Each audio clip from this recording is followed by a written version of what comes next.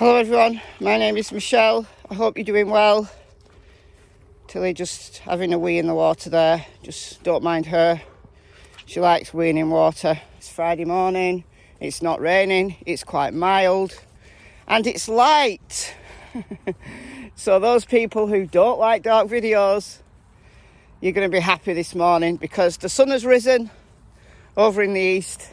Alright, so in this video I want to talk about an interview that Scott H did last night, my time. I've only actually just finished watching it on the replay, so it's fresh in my mind.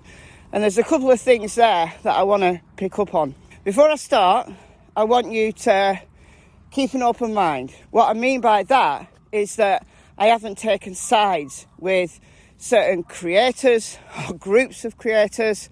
I don't even know who's friends with who anymore in relation to creators. I'm not on any side. Yes, there are certain creators that I don't watch because I think they're spreading deliberate misinformation, whether they mean to or not, but it's definitely misinformation.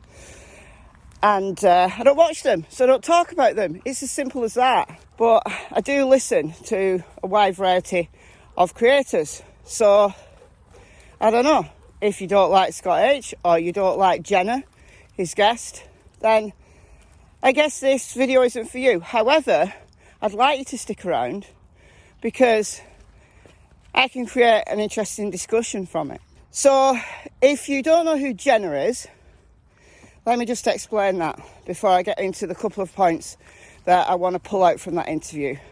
And as always, I'll leave a link to the interview in the description box. So Jenna is a person who befriended Candus. She started to talk to Candus via FaceTime and had a lot of contact with her between the end of July and her last correspondence with Candus was on the 8th of October. So it spanned several months, but didn't start immediately after Summer disappeared. So she didn't know Candus, Don, the Wells family before Summer disappeared. And she wanted to get to know Candus because none of us really knew very much about Candus, although at that time, as is now, there was tons of speculation and digging into her background. So she wanted to befriend Candus, and Candus carried on this long conversation with Jenna over several months. It's a couple of things that came up during that interview that I want to discuss. Candus told Jenna what Jenna now believes is a whole pack of lies. After the prank call that Candus did to Mary who's Donald's stepsister, if you were in the case back at that time, a lot of people, including me, were fooled initially.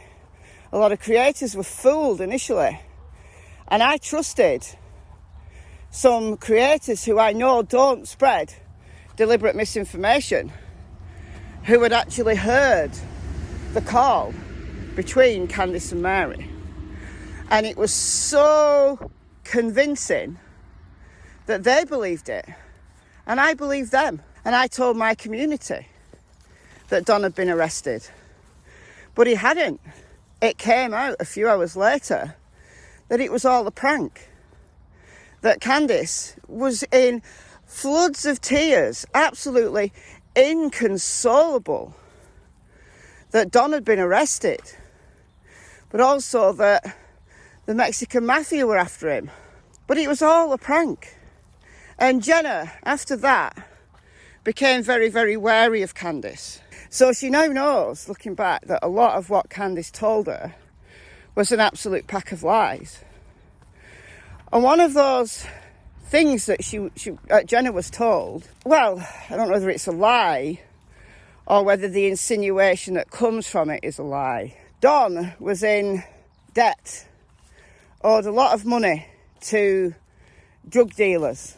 According to Jenna, allegedly, Candus and Don are on a raft of drugs, from Xanax that they get illegally to marijuana, which is illegal in Tennessee. I know a lot of states marijuana is now legalised. They're also on meth, they're also on coke. Jenna was told that Don was in debt with drug dealers. They're not poverty stricken, as some people suggest. When Don works regularly, he makes good money doing drywall. He's an experienced drywaller. And there's a lot of money in drywalling. There's a lot of money in construction, if you're good at what you do. So he makes good money, but they don't spend it wisely. They don't care about the environment that they're living in. They didn't have to live in what appears to be poverty-stricken situation. But because they didn't spend their money wisely, then there was drug dealers on their case. Now, Jenna didn't name any names. Now, back in the early days, it would have been around the same time that Jenna started to talk to Candus. So Jenna started to talk to Candus at the end of July. And at the beginning of August, I've checked back on some of my videos from around that time when Jenna's conversation with Candus started. And there's a video that I want you to watch. I'll put it in the cards there, and I'll also put it in the description box below, that really turned the tide for me. Because up to, I would say, the end of July, I'd explored theories, but I was very much of the mind that the parents weren't responsible for Summer's disappearance. I was trying all ways to exonerate them. You know, I started from the premise of innocent till proven guilty, and I stick with that. And it's only if evidence comes to light that tells me otherwise that I changed my view. And it was beginning of August that I did change my view, and I made a video on the 7th of August. That's the one that you'll see in the cards and in the description box, where I actually titled the video, "Why Don Wells is Now My Number One Suspect." He started naming names. He started to conflate different situations. And I believe, as I did then, I still believe that he did it deliberately. So he talked about somebody from his work who he'd fired. He talked about somebody who'd been to the property and was apparently eyeing Summer up, in his words. And he was conflating the kind of the storylines of these situations. And Candus, in conversation with Jenna, was at that time believing that Don did have something to do with Summer's disappearance. And Candus believed that. Now, that's what she told Jenna. Jenna, now, because so much of what Candus said was a lie, how does Jenna or any of us know that Candus really believed that? Or was that just something, was all of this, you know, naming workmates, naming people who've been to the property, was that something that Don and Candus had made up? And Don had announced it to the world. Because rightly, Jenna said in the interview with Scott, that Don is an experienced talker. Don can talk forever, but he can talk in circles. He can talk round and round the mulberry bush and say very little. When times get tough for Don in interviews, he resorts to religious doctrine. That's his fallback when things get tough. And if you've watched Donald in interviews with YouTubers, you'll know that's exactly what he does. So Jenna now believes that all of this stuff that she was told is a lie. So I'm going to go back to what I said in early August. Check back my videos from then. Just go and check them back. And say Don was deliberately conflating these stories, deliberately putting these scenarios of the fired workmate and the guy on the property to deliberately misinform. And there's a reason for doing that. So my question is, at that time when Jenna first started to talk to Candus, was this their plan? Was this something they'd cooked up? Because Donald was making a little bit of a name for himself on YouTube. Candus, much less sophisticated in the way she talks, has kept away from interviews. I know she's appeared on some channels now, and she appeared on Dr. Phil, and in her interview with the behaviour panel, she left. She got up and left when the going she perceived as getting tough. Whether that was something to do with the cornbread mafia? No, not the cornbread mafia. I say again, I wish Greg Hartley had never said those words, cornbread mafia. But whether she was in fear of some organised group is another question. And was that a trigger point? I've talked about that in previous videos. Go and check those back. Jenna believes that this is a lie. I believe that these are stories that have been cooked up between them. Because they prank. They prank for fun, but they also prank to take the heat off them, in my opinion. So insinuating that Don has got something to do with Summer's disappearance because of drug debt might be something Candus used. But was it true? Now, there's always a possibility that it was true, but the average drug dealer, the average guy selling drugs locally, is not going to want to kidnap a child as a result of a drug debt. They're absolutely not. That's up in the ante to a point where the average drug dealer, they just want their money. They might do something nasty to get their money, but they're not going to kidnap a child. The only groups involved in drugs that would kidnap a child are those groups that are very, very organised, that they have links with, the higher up in those dark circles. And not only are they trafficking drugs, they're also trafficking human beings, and we know that exists. I've been putting stories out on my second channel, Michelle Walks, link in the cards there, and it's also in the description box of all of my videos. I've been putting out news stories for a few weeks now of traffickers that have been busted, but they're the lowdowns. They're like the bottom of the rung that they've been catching. The police have been catching them in sting operations, but they're the bottom of the chain. Child prostitution and trafficking involves many levels. Organised gangs that trust each other. I talked about it in relation to the family ties and land ties and these long existing associations in previous videos. This is a particularly good one for that. Check it out. They're the only people, people who you're in debt to, who also have links to child traffickers. They might kidnap your kid, or they might accept your kid as payment. Now, is it possible that Don and Candus arranged that kind of deal to get out of debt? Of course it's possible.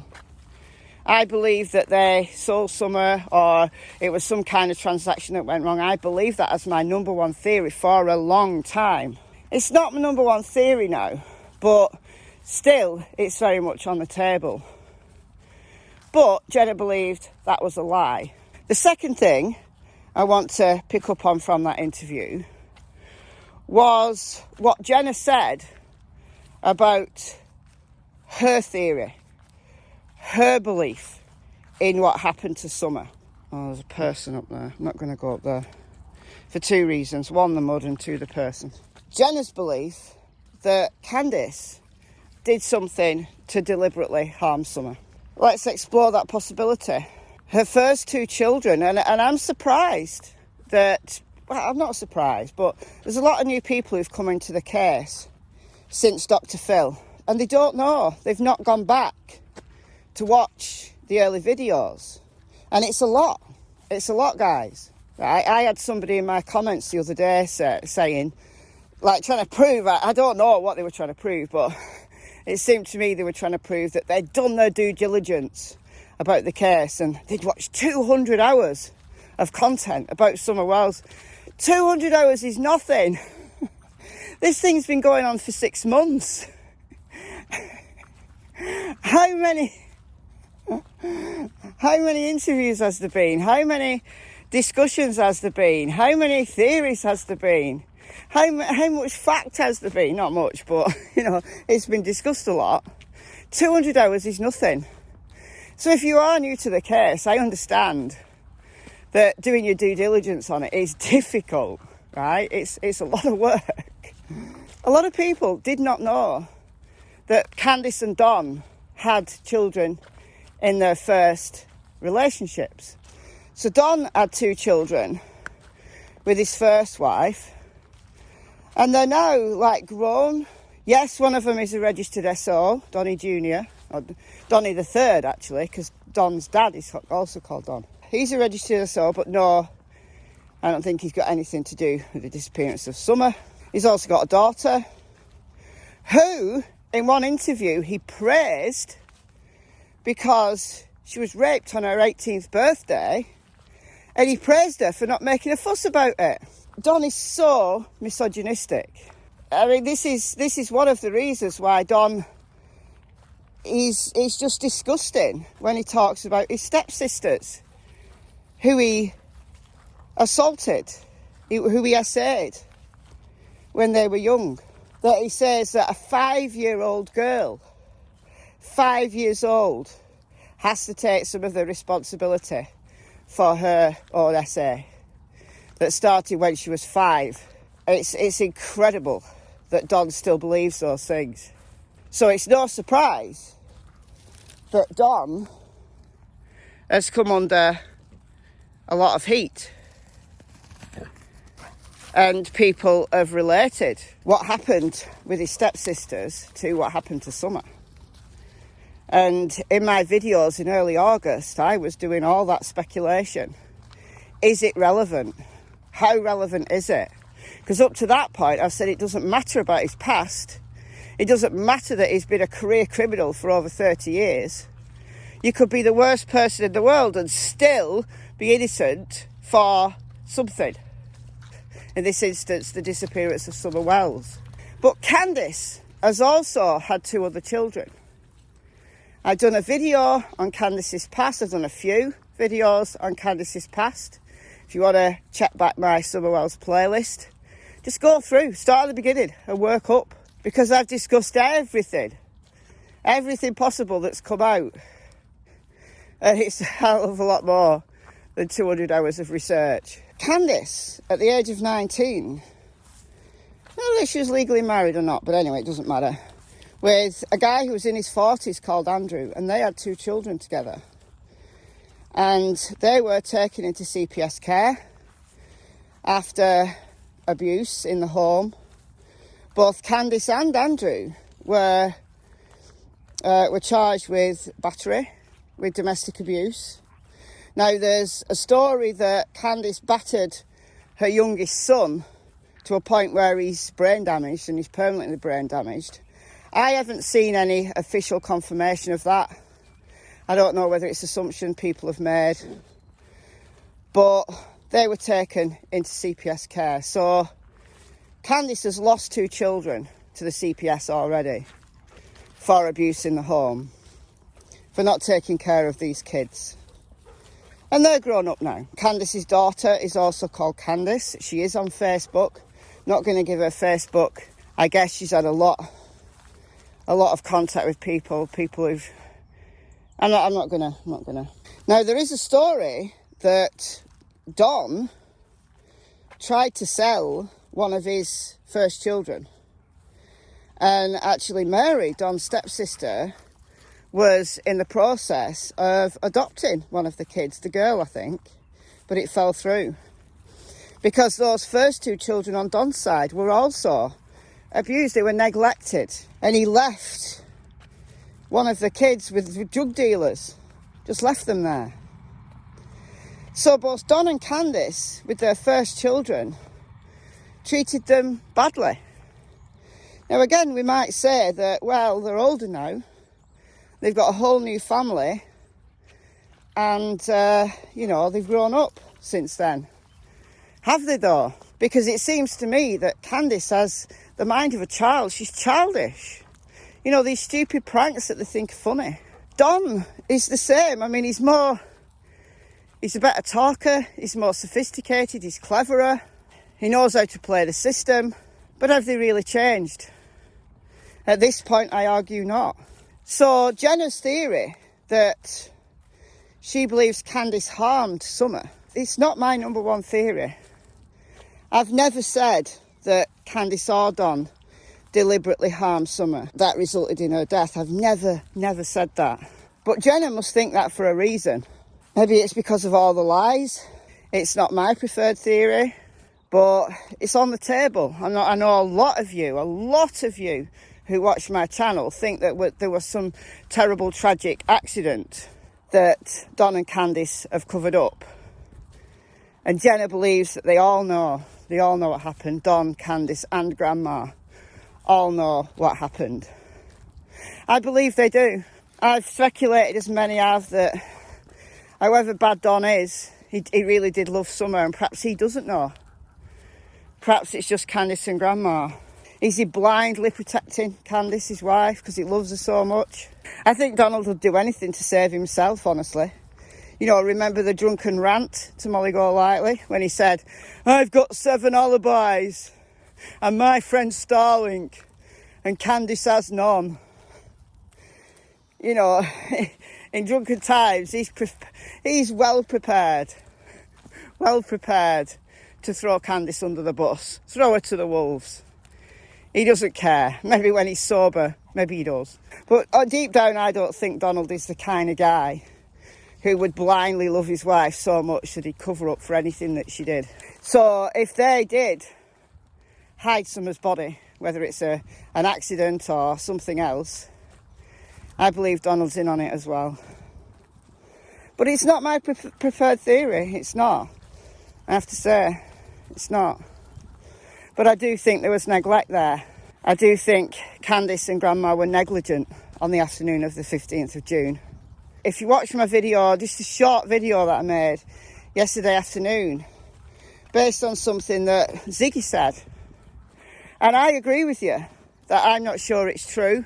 Somebody who's the mother of a friend of the boys in their new school, it's like the birds, you know, that Alfred Hitchcock.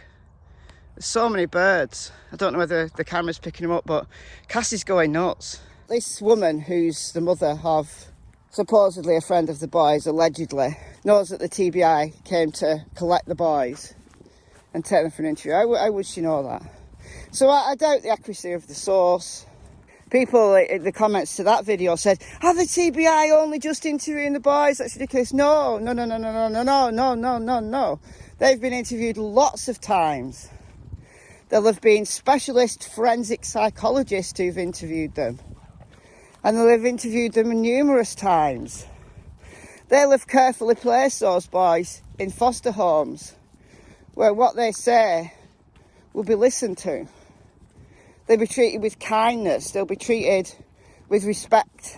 So the TBI might come to collect them, but it'll be forensic psychologists that interview them in ways specialist to the interviewing of children. They'll have done that on many occasions. So yes, it's absolutely possible that the TBI came to collect them, like whenever this was. Is it a planned thing? Yeah, probably. Because they'll have interviewed them many times, because those boys are absolutely key. But those boys, there's so much pressure on them,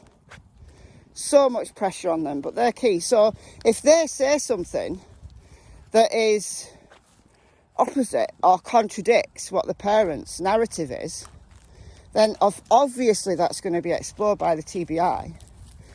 But what the feds are going to be thinking is, if this went to trial one day, if it came down to the word of the parents versus the word of 3 little boys, who would a jury believe? That's why this investigation has to be watertight before they make any arrests. With no body, there's no proof of life. There's also no proof of death. Now, we know that people are arrested for murder or manslaughter without a body. We've seen it recently, very recently, with 5-year-old Oakley Carlson's case. There's no body. There's no solid timeline. The police now believe that she's been actually missing 10 months. She was last seen in February 2021, and her parents have been arrested on manslaughter. But there's no body. The police have searched the property high and low, and there's no body. Larry Miliete has been arrested for murder with no body. Barry Morphew has been arrested for murder with no body. But look how long those investigations took. If there's no body, they're building a case largely on circumstantial evidence. And if it came down to the word of 3 little boys versus their parents, who would a jury believe? So the TBI, the FBI, have got to get all of their ducks in a row before they make any arrests. Whether that's an arrest of one or all of the parents, or the grandmother, or somebody else that's in the frame that we don't know about. Because the TBI and the FBI rightly have kept everything very close to their vest.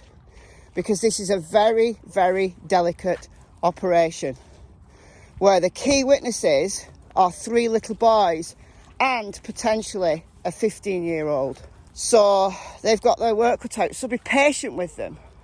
In the meantime, it's fine to theorise, it's fine to speculate, it's fine to take information and talk about it. Spreading deliberate misinformation that you know is untrue or that you've just not done any research on is bad. But otherwise, listen to what's being said. And if you're new to the case, do your due diligence. Because there's some really interesting stuff out there. She's doing another wee. Look. So I'm going to leave you here. It's goodbye from Miss Tillington. It's goodbye from Miss Cassie Springer, who's going to run off. So, yeah, bye from me. See you later.